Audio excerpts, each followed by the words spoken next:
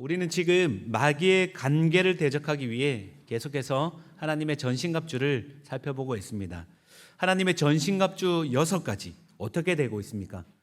자, 우리 구원의 투구, 의의 호심경, 그다음에 진리의 허리띠. 자, 다시 하도록 하겠습니다. 다시 하도록 하겠습니다. 이거 너무 중요합니다. 그래서 우리가 영적인 전쟁 가운데서 승리하기 위해 반드시 이 진리를 딱 붙드셔야 됩니다. 그래서 우리 한 번 더 하도록 하겠습니다. 구원의 투구, 그다음에 의의 오심경. 저를 따라하시면 안 됩니다. 우리 같이. 자, 그다음에 진리의 허리띠, 그다음에 평안의 복음이 예비한 신, 믿음의 방패, 성령의 검. 네, 서로 격려 박수 한번 하도록 하겠습니다. 네, 이 6가지가 하나님이 우리에게 주신 전신갑주입니다. 지난주에 진리의 허리띠에 대해 나눴습니다. 오늘은 두 번째 장비인 의의 호심경에 대해 살펴보겠습니다. 그런데 우리가 두 번째 의의 호심경 살펴보기 전에 한 가지 생각해 볼 질문이 있습니다. 왜 우리는 지금 오늘 이 시간에도 영적 전쟁의 한가운데 있는가 하는 질문입니다. 왜 영적 전쟁의 싸움을 이어나가야 하는가? 우리 예수님께서 승리하셨는데 왜 오늘도 우리는 이런 싸움을 이어가야 하는가? 이 질문에 대해 신학자 오스카 쿨만은 제2차 세계대전에서 노르망디 상륙작전, 이 작전을 비유로 우리에게 설명하고 있습니다.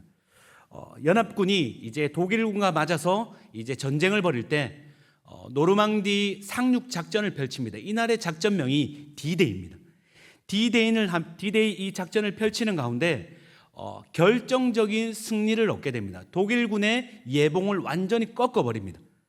D-Day, 독일의 패배는 이날을 통해 완전히 확정되었습니다. 하지만 전쟁이 여전히 끝난 것은 아닙니다. 국지적인 전투는 이어집니다. 왜 그렇습니까?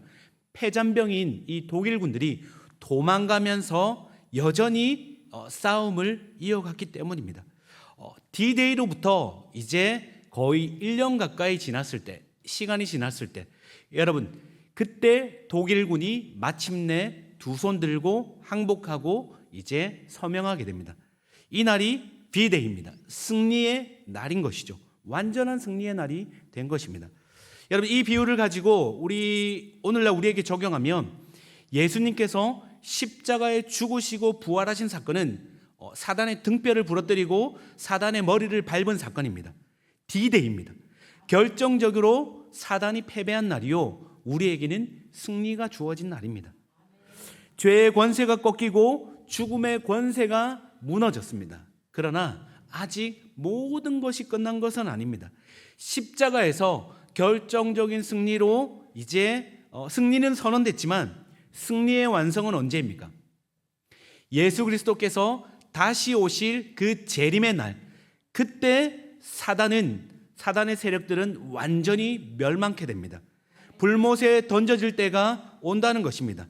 그때가 바로 승리의 날, 최종적 승리의 날입니다. D-Day입니다.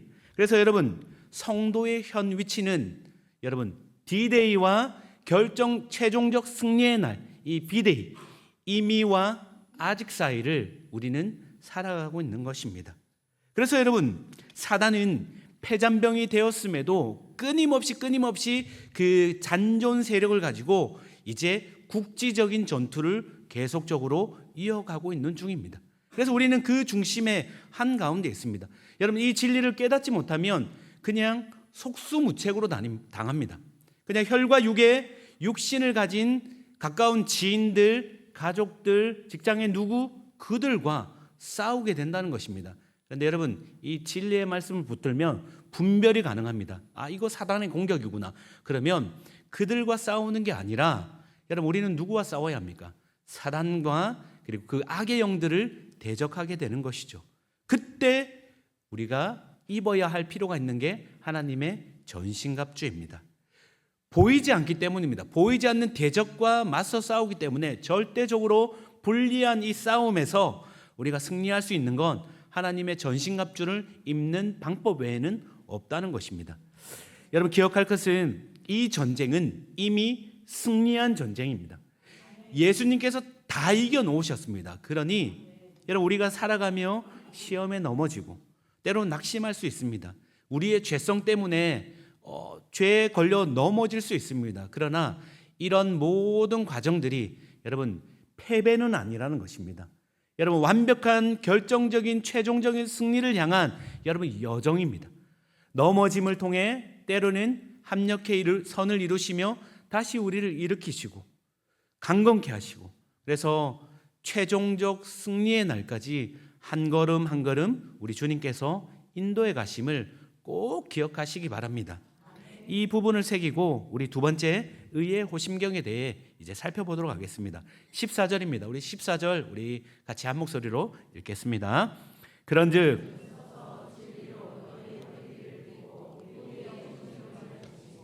여러분, 두 번째로 호심경이 언급되고 있습니다. 호심경은 오늘날로 보면 아마 방탄복, 그 정도가 될 것 같습니다.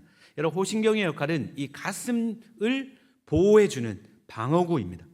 목 밑에서부터 허벅지 윗부분까지 중요한 부분을 덮는 가죽판 또는 금속판으로 된 보호 장비입니다. 여러분, 이 가슴 안에는 무엇이 담겨 있습니까? 장기들 맞습니다.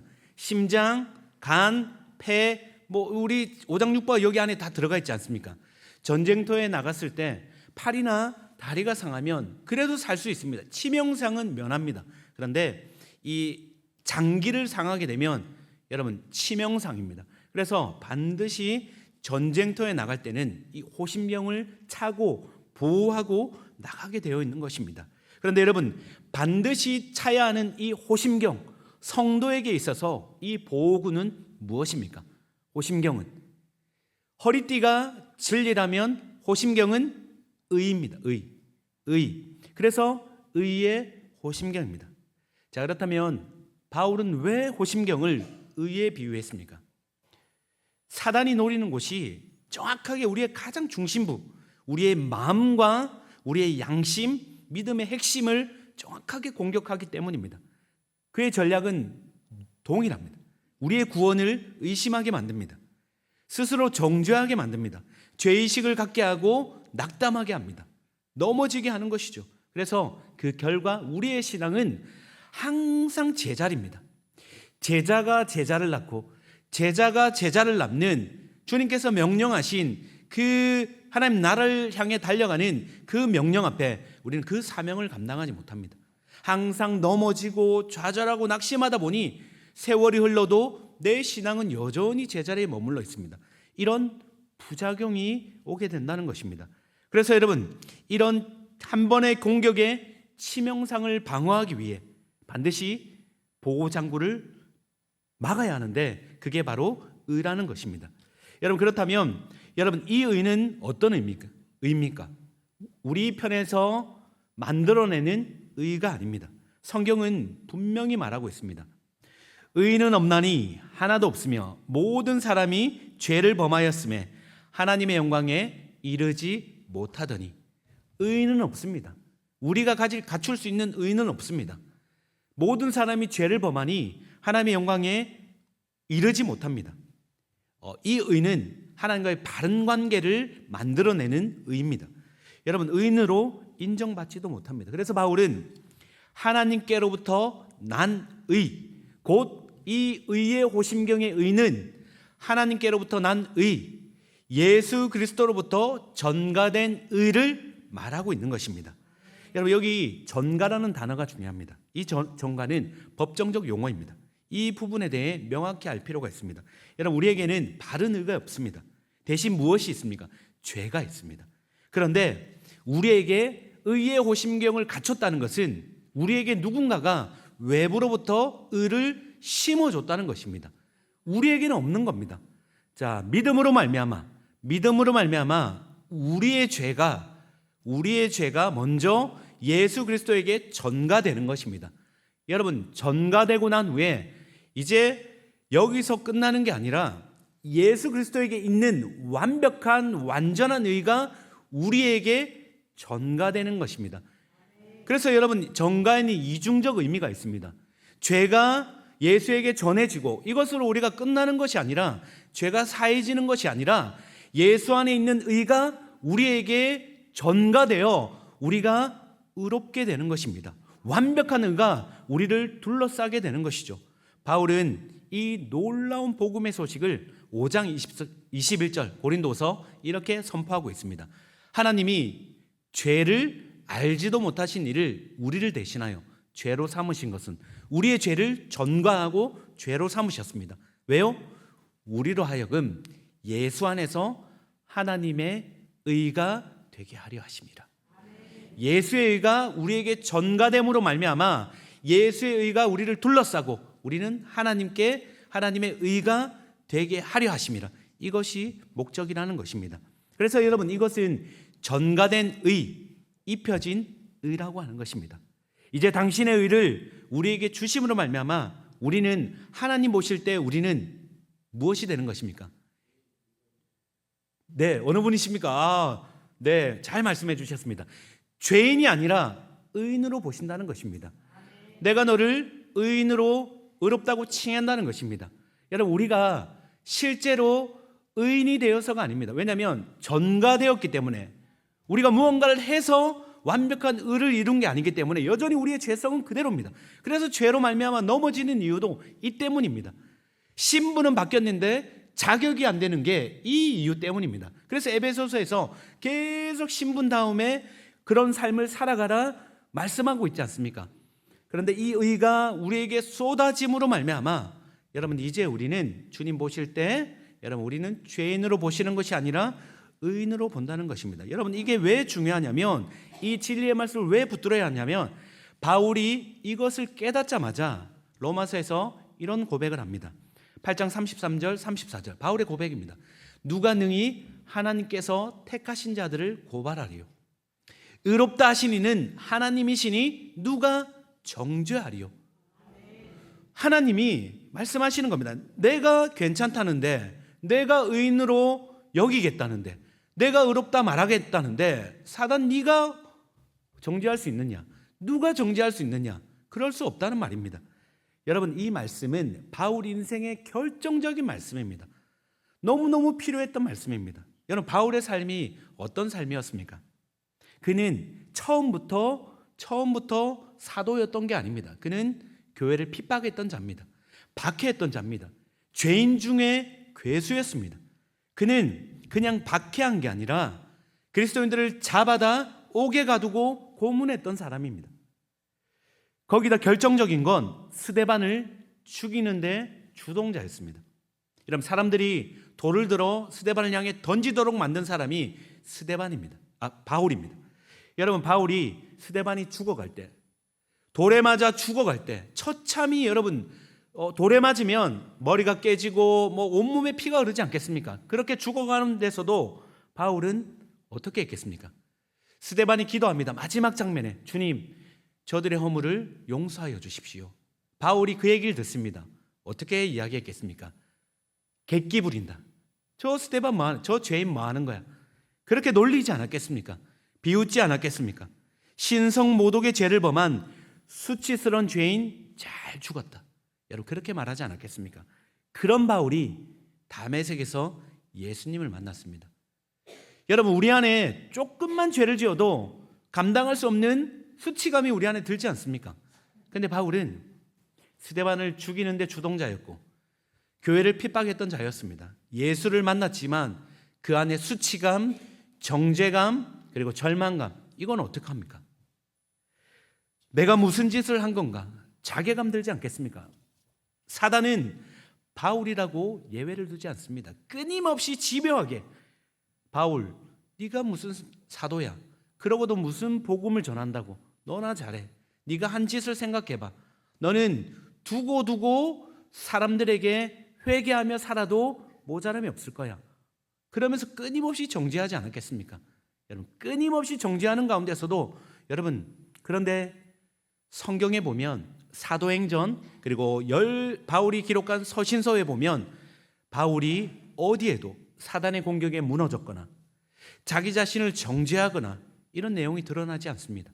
어디에도 없습니다. 여러분, 어떻게 그럴 수 있습니까? 어떻게 사도 바울의 마음이 무너지지 않았습니까? 이유가 있습니다. 오직 하나입니다.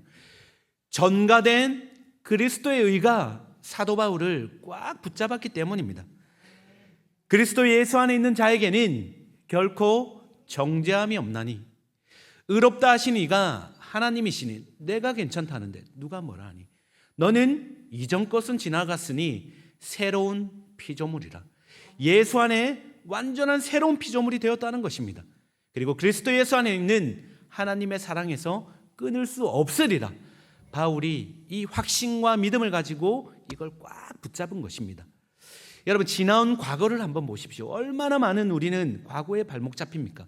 그랬더라면, 이렇게 했더라면, 이거 하지 않았더라면, 끊임없이 그 과거가 우리를 붙잡고 발목을 잡습니다. 그리고 거기에 사단은 불화살을 계속 공격합니다.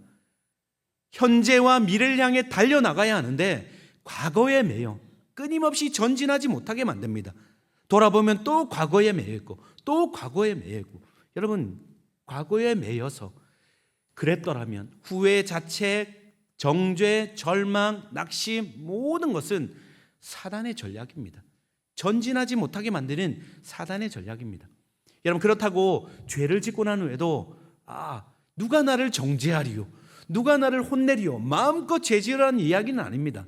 여러분, 우리가 바른 의로 우리를 붙잡고 바른 믿음으로 나아간다면 반드시 여러분 죄에 민감할 수밖에 없습니다. 죄에 민감하고 그리고 죄가 딱 들어오면 주님 앞에 바로 엎어집니다. 그리고 회개하며 용서함을 구하게 되어 있습니다. 성도 여러분, 이제 우리가 붙드는 의는 우리가 만든 의가 아닙니다. 예수 그리스도로 말미암아 하나님의 의가 우리에게 의의 호심경으로 주어진 것을 믿으시기 바랍니다. 이 호심경을 붙이고 나가는 것이 성도의 싸움입니다. 자, 그러면 이 의의 호심경을 붙이고 나가는 것이 성도의 싸움이라면 우리는 기억해야 합니다. 내가 지금 나가서 싸우고 있는 이 붙잡고 있는 이 의의 호심경은 제대로 예수 안에 있는 이 의로 말미암아 입은 의가 맞는지, 호심경이 맞는지를 점검해야 합니다. 전쟁터에 나갈 때 군인은 자기가 가진 장비와 무기를 꼼꼼히 점검합니다. 살핍니다. 고장난 곳이 없는지, 빠진 곳은 없는지 장비를 점검합니다. 우리도 점검해야 합니다. 혹시 느슨하게 걸친 것은 아닌지, 다른 걸로 대체하고 있는 것은 아닌지. 여러분, 사단은 정죄와 수치심으로 우리를 넘어뜨리려 하지만 한편으로는 자기 의를 통해, 우리가 쌓은 의를 통해 교만하게 만듭니다. 교만한 줄도 모르고 교만한 채 그리스도의 의가 아닌 내 의로 무장하고 그렇게 나가도록 속인다는 것입니다. 그래서 우리는 점검해야 할 것이 내 그리스도의 의가 아닌 내 의로 유사호심경으로 붙들고 있는 것은 아닌지 점검하셔야 합니다. 여러분, 내 행위, 노력으로 만든 것은 가짜 유사품입니다. 그래서 심각한 건 이런 가짜 호심경, 내 의로 만든 호심경은 그럴듯해 보입니다. 뭔가 겉으로 보면 표시가 잘 안 납니다. 그런데 여러분, 정작 영적 전투에선 아무런 힘을 발휘하지 못합니다. 사도 바울은 이전에 자신이 만든 이 가짜 유사 호심경이 있었습니다. 그걸 둘렀습니다. 빌립보서 3장 5절과 6절을 보십시오. 나는 8일 만에 할례를 받고 이스라엘 족속이요 베냐민 지파요 히브리인 중에 히브리인이요 율법으로는 바리새인이요 열심으로는 교회를 박해하고 율법의 의로는 흠이 없는 자라. 똘똘 자기 의로 호심경을 삼은 겁니다. 자기 열심과 노력으로 가문, 혈통, 율법 열심히 무장했습니다. 이런 것들로 딱 단단히 무장했는데도 불구하고 여러분, 날라오는 정죄의 화살 하나 막을 수 없었습니다. 바울을 지켜주지 못했습니다. 참된 만족 없었고 하나님 아버지와의 바른 관계 맺을 수가 없었습니다. 이런 거짓된 자기의 의는 여러분, 자신의 거짓 내면을, 거짓 자아를 강화시킬 뿐입니다. 아무것도 만들어내지 못한다는 것입니다. 여러분, 예전에 제가 한번 처음에 첫 설교 때 아마 이야기한 적이 있습니다. 들으신 분 계실 겁니다. 이전 교회를 섬길 때 이제 교회를 가기 위해서는 이제 그 도로를 지나가서 신호등을 하나 건너야 됩니다. 그 신호등을 건너는 그 자리에는 항상 나와서 계시는 그 어르신이 계셨습니다. 어르신이 이제 야채를 풀어서 이제 야채를 팝니다. 계속 야채를 팝니다. 그런데 그 어르신의 자리에 무거운 전기 자전거가 놓여 있는 겁니다. 무거운 전기 자전거가 놓여 있는데, 그래서 제가 그걸 딱 보자마자 어떻게 했겠습니까? 그냥 지나치지 못하고 이제 이 어르신을 도와드려야 되겠다 하고 이렇게 딱 드는데 너무 무거운 겁니다. 그래도 힘을 내어 딱 옮기는데, 그때 여러분 제 안에서 불쑥 들어오는 생각이 있었습니다. 이거는 제가 의도한 생각이 아닙니다. 불쑥 딱 들어오는데 어떤 생각이었습니까? 들으신 분 기억나시죠? 이거 누가 봐줘야 되는데, 이거 그 전에 성도님들 어디 계시지 않는가? 성도님 어디 계시? 이거 그러면서 왠지 제가 좀 빨리 옮길 수 있음에도 슬로우 모션으로 천천히 이렇게 천천히 보면서 이렇게 옮기고 있는 제 자신을 발견했습니다. 여러분, 이것이 우리가 세워놓는 의입니다. 우리가 만들어내는 의라는 것입니다. 여러분, 이 의는 자꾸 강화되면 강화될수록 어떤 일이 벌어집니까? 나를 높이게 됩니다. 그리고 다른 사람들을 판단하는 잣대가 됩니다. 내 의로 충만하게 되면 저 사람은 왜 저렇게 하지? 저 사람은 왜 저렇게 하지? 이렇게 해야지. 이렇게 해줘야지. 이렇게 말아야지. 자꾸 판단과 정죄의 그런 잣대로 만든다는 것입니다. 이게 가짜 유사 호심경의 부작용입니다. 여러분, 우리는 점검하셔야 됩니다.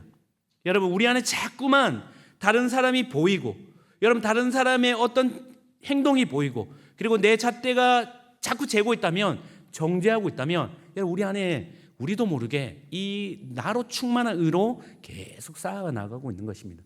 여러분, 우리는 여러분 교회는 누군가를 향해 내 의를 쌓고 내 열심을 가지고, 교회를 섬기다가 내 열심을 가지고 누군가를 판단하고 잣대하는 그 도구로 사용하시면 안 됩니다. 여러분, 우리는 섬기는 자입니다. 내가 할 수 있는 것으로 섬기고, 왜요? 예수 그리스도께서 당신의 피값으로 인자가 온 것은 어떻게 해요? 대접받기 위해가 아니라 대속물로 섬기기 위해 오셨다는 것입니다. 그래서 여러분, 섬기는 것이고, 그 섬김 안에는 여러분 다른 동기가 들어갈 수가 없습니다. 혹시나 나는 이렇게 하는데 왜 저 사람 저렇게 하지? 딱 그런 마음이 있다면 여러분 잠잠히 잠깐은 그 부분을 내려놓으셔도 괜찮습니다. 왜냐하면 마음이 상합니다. 사단이 틈을 타기 때문입니다. 정죄하는 나도 상하고 정죄당하는 그 상대방도 상하기 때문입니다. 이게 사단의 노림수입니다. 여러분, 그래서 여러분 우리는 우리 안에서 만들어내는 이 거짓의, 이걸로 무장하는 것이 아닙니다. 끊임없이 이 거짓의를 무너뜨리고 여러분 예수 안의 의로 우리는 덧입으셔야 됩니다. 덧입고 무장하고 그렇게 걸어 나가셔야 됩니다. 여러분, 아니라면 이 의의 호심경을 입지 않으면 한 번의 공격에도 낙심하고 무너집니다. 이게 고장난 호심경입니다. 여러분, 내가 만든 호심경은 우리를 지켜줄 수 없습니다. 이유가 있습니다. 영상 하나를 준비했습니다. 어린아이가 할머니에게 복음을 증거하는 영상입니다. 우리 잠깐 보고 말씀을 이어가겠습니다. 영상, 네. 일단 어떤 거지가 있었어. 근데 그 거지가 밥을 못 먹어가지고 죽을 뻔했어. 근데 그때 왕이 그 길을 거리고 있는 거야. 그러니까 왕이 이랬어. 너는 이제 내 아들이다. 너는 이제 궁전에 와서 나랑 같이 살 거다. 라고 말했어. 근데 그런 거 있지. 그리고 소년이 따라가다가 이제 왕이 말했어. 네가 나를 따라갈 거면 네가 있는 것을 다 버려야 돼. 다 버려. 왜냐면 그래서 소년은 자기 물건들을 바라봤어. 먼저 깡통. 그 깡통이 없었다면 밥을 못 먹어. 굶어 죽을 뻔했어. 그 다음에 이제 당면을 봤어. 그렇게 바람이 부를 때 담요가 지켜줄지. 근데 그 담요랑 깡통을 버리라는 거야. 너무 심각하지 않아? 그리고 마지막 수저는 제일 아끼는 거였어. 수저가 없었으면 밥도 못 먹었을 거야. 수저를 가장 좋아했어. 근데 그거를 다 버려. 그러니까 왜 버려야 돼? 그냥 나랑 같이 공고를 갖고 가면 안 되냐고. 근데 왕의 생각 아니면 말은 바뀌지 않아. 안 돼. 다 버려야 돼. 아니면 너 아직도 거지로 살 거야? 아니면 나랑 같이 와서 궁궐에서 살 거야? 이거 다 버리라니까. 하나님이랑 같이 헤븐으로 갈 거면 아무것도 들고 갈 수 없어. 깡통 그런 거를 갖고 가면 지금 하나님이 보시기에는 우리는 지금 거지야. 우리는 풀sin 여기 신이 너무 많아. 우린 지금 거지야. 근데 하나님이 우리를 그렇게 사랑해서 지저스를 보내서 죽었지. 그러니까 3일에 일어났어. 그러니까 이걸 다 버리고 하나님을 믿으러 헤븐로 가는 거야. 자, 이제 할머니 잘 들었지? 거짓 스토리. 이제 끝이야. 아멘. 주님. 네. 여러분 어떻습니까? 여러분 핵심이 무엇입니까? 다 버려 아닙니까? 버려. 깡통, 담요, 수저. 여러분 이 땅에 주님께 갈 때 들고 갈 수 있는 거 아무것도 없습니다. 여러분 우리가 가진 것으로 호심경을 삼고 전신무장을 삼아 본들, 여러분 이것은 가짜입니다. 다 뚫립니다. 주님께 갈 수 없다는 것이죠. 그래서 바울은 의의 호심경으로 예수 그리스도로 말미암아 부어진 그 전가된 의로 말미암아 우리 안에 있는 게 아니라 여러분 예수 그리스도께 부어진 그 전가된 의를 붙잡으라는 것입니다. 여러분 바울은 하나님의 은혜로 온전한 호심경을 갖게 되었습니다. 빌립보서 3장 9절입니다. 그렇게 자랑했던 자기가 만든 율법의 의 다 버립니다. 이것이 아니라는 것입니다.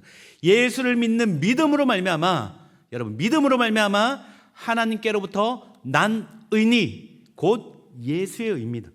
여러분 이것을 딱 붙잡았다는 것입니다. 여러분 이 의를 입으니 여러분 수많은 화살로부터 우리를 온전히 보호할 수 있게 되는 것입니다. 여러분 그러면 어떤 일이 벌어집니까? 일상에서 어떻게 적용할 수 있습니까? 우리가 삶을 살아내며 수없이 많은 말들이 오고 갑니다. 무시하고 정죄하고 비난하는 그런 말들을 주고 받습니다. 원래라면 우리의 심령에 계속 박혀야 됩니다. 상처받고 쓰러지고 속이 상하는 게 맞습니다. 그러나 의의 호심경을 입으면 어떻게 됩니까? 딱 보호하고 있으니 팔, 다리 조금 생채기는 날 수 있지만 마음의 중심부의 공격을 꿰뚫지는 못한다는 것입니다. 예를 들어 이런 겁니다. 먼저는 이 의의 호심경을 붙이니 내가 누구인지 아는 겁니다. 하나님의 예수 그리스도의 의가 전가되니 내가 누구인지 아는 겁니다. 이 전가된 의가 무엇인지를 아니 여러분 하나님 앞에 설 수 없는 은혜 없이는 가망 없는 존재인데 끊임없이 내 의를 강화시키며 내 거짓자를 만족시키며 나를 드러내고 나를 높이고 나를 세워야 하는 인생인데 그런 인생 아무 의미 없음을 깨닫게 하시고 여러분 예수의 의로 말미암아 우리를 인정해 주시니 거기서 안정감을 찾습니다. 거기서 기쁨을 찾습니다. 거기서 만족을 찾습니다. 그러니 누군가가 예를 들었습니다. 누군가가 나에 대해 비난합니다. 그러면 어떻습니까? 원래라면 아니 나는 그런 사람 아니다. 당신이 나를 뭘로 보고 기분 나쁘고 화가 나고 분노하고 어떻게든 보복하고 싶습니다. 그런데 여러분, 의의 호심경을 딱 무장하니 내 모습이 보이니 여러분, 너와 나를 통해 내 모습을 발견하는 것이 아니라 하나님 아버지를 통해 내 모습을 발견하니 죄인된 내 모습이 보입니다. 그러니 누군가 나를 공격해도 아니요, 당신이 나를 잘 몰라서 그렇습니다. 당신이 생각하는 것보다 훨씬 더 나는 더 악한 죄인입니다. 여러분, 그러지 않겠습니까? 여러분, 내 모습이 보이지 않겠습니까? 여러분, 누군가 뭐라 해도 맞서 싸우면 분이 나지만 인정하면 사단이 공격 못합니다. 그 사람이 말한 게 그 사람의 생각에 바르든 아니든 상관없습니다. 우리가 싸워야 할 것은 그 사람을 향해 공격하고 대적하는 것이 아니라 뭐라 하든 맞지, 맞아, 주님 앞에 섰을 때 나는 맞아, 주님 앞에 설 수 없는 아무것도 없는 인생이지. 근데 주님 앞에 인정하지만 여기서 끝나는 것이 아니라 우리가 더 나가야 할 자리가 있습니다. 더 나가야 할 자리는 여러분, 맞아, 나는 죄인이지, 이 여기서 끝이 아니라 무엇을 보아야 합니까? 그럼에도 불구하고 나의 죄를 위해 십자가에서 죽기까지 나를 살려내신 주님의 그 사랑을 받은 하나님의 자녀요, 존귀한 주의 자녀임을 여러분, 거기까지, 그 자리까지 나가셔야 된다는 것입니다. 여러분, 이것이 의의 호심경을 붙이고 하나님의 전신갑주로 무장한 그 군사의 여러분 정체성입니다. 여러분, 이 세상에 제가 자주 드리는 말씀이 있습니다. 이 세상에 80억의 인구가 있다 하지만 이 세상에 오직 나 하나밖에 없을지라도 여러분, 우리 주님은 기꺼이 당신 자신의 생명을 버리시고 그리고 십자가에 찔려 죽으시면서까지 우리 한 명 살리기 위해 하늘 보좌 버리시고 이 땅에 오신다는 것입니다. 여러분, 그만큼 우리는 주님 앞에 사랑받는 존재가 된 것입니다. 여러분, 이거 꽉 붙잡으시기 바랍니다. 이게 우리의 안정감의 이유가 되어야 합니다. 이게 우리의 기초가 되어야 합니다. 그렇지 않으면 반드시 우리는 흔들리게 됩니다. 이것 없으면 상대방과 비교하고 끊임없이 비교하며 경쟁하며 없음에 불안하고 두렵습니다. 넘어집니다. 여러분, 우리는 죄인이지만 동시에 존귀한 하나님의 자녀입니다. 기억하십시오. 우리는 살아가며 무수한 공격을 받습니다. 끊임이 없습니다. 쉼없이 공격받습니다. 때로는 가장 가까운 이들로부터 공격받기도 합니다. 사단이 가까운 곳에서 틈을 노립니다. 그때마다 혈과 육을 상대하는 것이 아닙니다. 혈과 육을 상대하는 것이 아니라 눈치채시기 바랍니다. 또 사단이 장난질하는구나, 사단이 노리고 있구나. 여러분, 그때는 눈을 감고 주님 보시기 바랍니다. 그 상대방이 커 보인다면 그 사람보다 그 사람이 작아질 때까지, 주님이 더 커 보일 때까지 끊임없이 주님을 묵상하시기 바랍니다. 끊임없이 주님 앞에 나가시기 바랍니다. 여러분, 하나님의 전신갑주를 붙잡으시기 바랍니다. 예수 안에서 우리가 누구인지를 믿음의 눈으로 계속 바라보십시오. 주님이 주신 이 의의 호심경은 여러분, 거저 주신 것이 아닙니다. 그냥 우리에게 전가시킨 것이 아닙니다. 간간히 신문에 보면 사랑의 장기를, 자신의 장기를 타인에게 내어준 것에 대한 기사가 실린 것을 본 적이 있습니다. 심장을 내어줬고 각막을 내어줬고, 내사 상태에 빠져 가족들이 심장을 내어주고 각막을 내어주고 간 이식을 해주며 받은 사람들이 새로운 생명을 얻었다고 너무 감격하며 기뻐하며 가족들의 인터뷰를 따고 기뻐했던 그 전문을 본 적이 있습니다.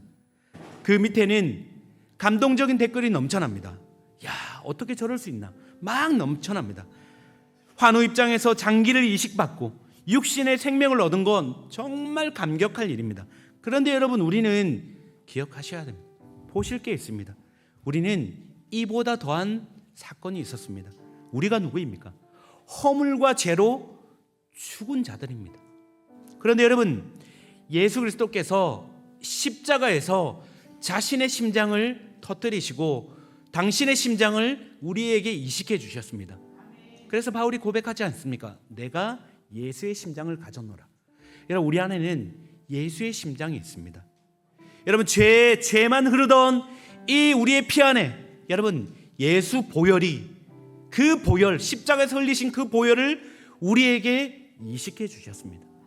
우리 안에는 우리의 영혼 안에는 예수 보혈이 흘러 넘치고 있습니다. 여러분 당신의 죽으심으로 우리가 살아났고 당신의 생명을 죽이심으로 그 생명을 우리에게 이식해 주신 것이죠. 그래서 저와 여러분이 오늘도 우리가 이 자리에 있고 우리가 영원한 생명을 얻은 것입니다. 성도 여러분, 지금 어떤 상황에 놓여 있습니까? 영적으로 침체하다 말씀하고 계신 분 계십니까? 세상이 우리를 주눅들게 만듭니까? 누군가의 말 때문에 그 말이 계속 영혼에 맴돌아서 과거에 했던 누군가의 말 때문에 상처 때문에 계속 맴돌고 있습니까? 계속 맴돌고 또 끄집어내고 잊을만 하면 또 끄집어내고 그렇게 과거에 매여 있으십니까?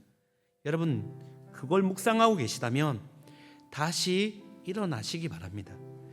그리스도의 군사로 우리는 하나님의 군사로 부르심 받았습니다. 전신갑주로 무장해야 됩니다. 의의 호신경을 붙였습니다. 예수 십자가 사랑 붙들고 우리는 걸어 나가는 것입니다. 여러분 어떤 상황이 있을지라도 그 상황이 우리를 패배시키지 못합니다. 그냥 영원한 생명, 최종적 승리를 향해 걸어가는 과정일 뿐입니다. 넘어져도 일어나시면 됩니다. 한 주간 말씀을 준비하며 내내 맴돌았던 찬양이 있습니다. 이 가사가 이렇습니다. 언제나 내 모습 너무나 부끄러워. 여러분 아무도 없을 때 우리가 멋진 옷을 입고 사람들 틈에 있을 때 그 모습 말고 아무도 없는 그때, 죄로 넘어져 있는 그때 내 모습 바라보면 어떻습니까? 언제나 내 모습 부끄럽지 않습니까? 여러분 그런데 여러분 언제나 내 모습 부끄러워 이 자리에 머물러 계시면 안 됩니다. 그 다음 자리로 걸어가셔야 됩니다. 무릎으로 기어서라도 안 되면 엎어져서라도 주님께 걸어가셔야 합니다. 그리고 주님께 매달리셔야 합니다. 주님을 부르짖으셔야 합니다. 그리고 여러분 무릎으로 주님께 기도로 가오니 나홀로 서 있는 죽은 내 영 깨우사 주님만 나를 깨워 내 영 살게 하소서. 그 다음 가사가 이렇습니다. 주님을 부릅니다. 주님 내 안에, 주님이 내 안에, 주님 내 안에 나를 세워주소서. 나를 세워주소서. 사랑하는 여러분, 오늘 이 밤에 이 시간 주님이 우리를 세워주실 줄 믿습니다. 우리 주 예수 그리스도의 은혜와 하나님 아버지의 무한하신 사랑과 성령의 교통교제 충만하심이 이 땅을 살아가며 일상의 삶 속에 하나님의 전신갑주를 입고 의의 호심경을 붙이며 내 의가 아니라 예수의 의로 말미암아 우리가 누구인지를 깨닫고 그 믿음 붙들고 그 정체성 붙들고 날마다 승리하며 믿음의 길을 걸어가길 소원하는 이 자리에 있는 모든 이들의 머리 위에 이제로부터 영원토록 함께 있을지어다.